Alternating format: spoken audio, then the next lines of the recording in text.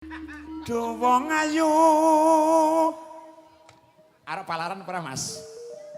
Pepujaning ati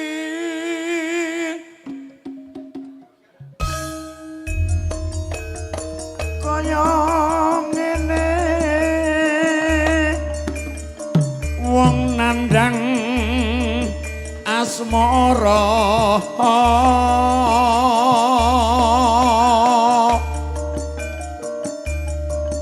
apa to awakku dhewe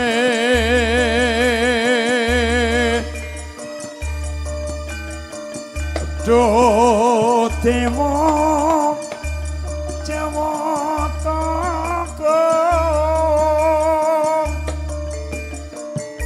wala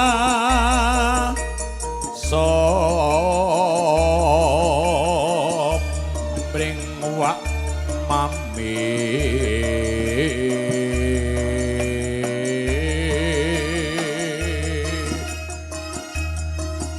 besok kapan katekan jejer lan wong ayu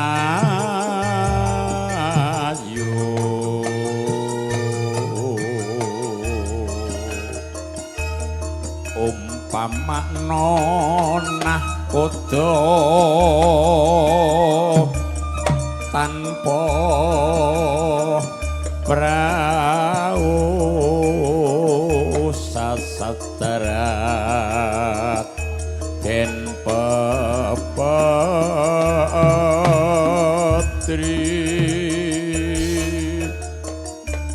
nyidam sarias monggo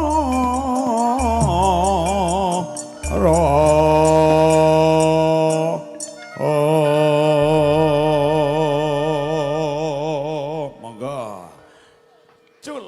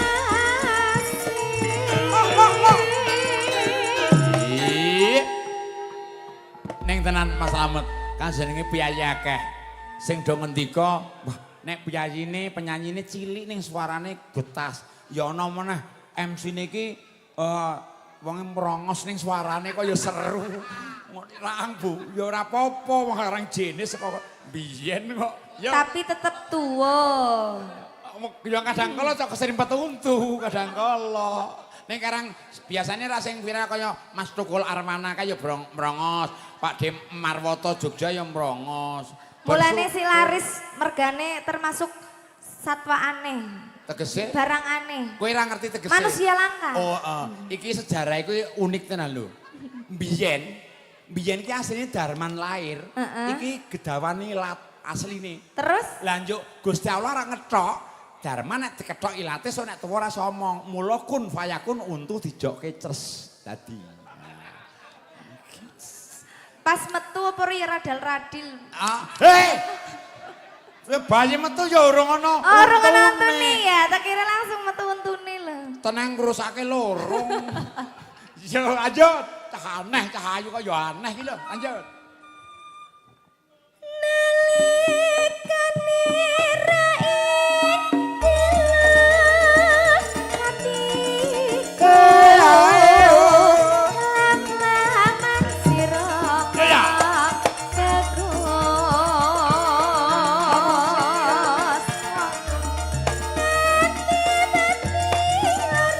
Manut serah gengge apa Mas?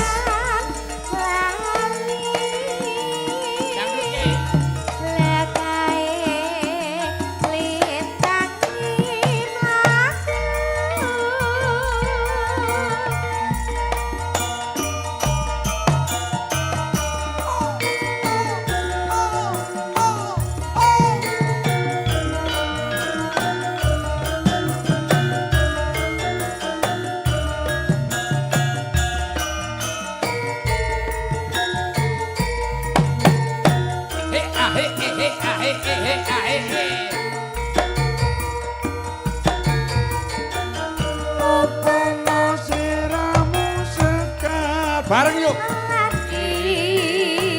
Aku kumbang idam sari. Betapa siramu margi Wong manis aku kang bakal niwati. Sinar sini tangi lutut semono. Janji prasetya ning ati. Tansah kumat eling netra Rinaso kerasa rasane griya. mitir rasa jagat raya. Kalingano kutilan samudra. Narailang Menanisi aku dadi ati salawase. Hup. Oh, Mas Ari, mokset. sing demung sing nyaron ya kompak tenan mengikuti. Wis pokoke iki wis payu. Mergane bujang sedaya nih. Hah? Bujang sedaya. Kowe ora semok. Iki sing biagane bujang. Nggih. Dukane 20 tahun yang lalu. Oh, bujang ning 20 tahun yang lalu. Kowe cah ayu kowe aja main-main kowe kebumen nang kene sembrono jadi buntel sarung kowe engko. Nyasar balik. Lho iya. Elok ta yo.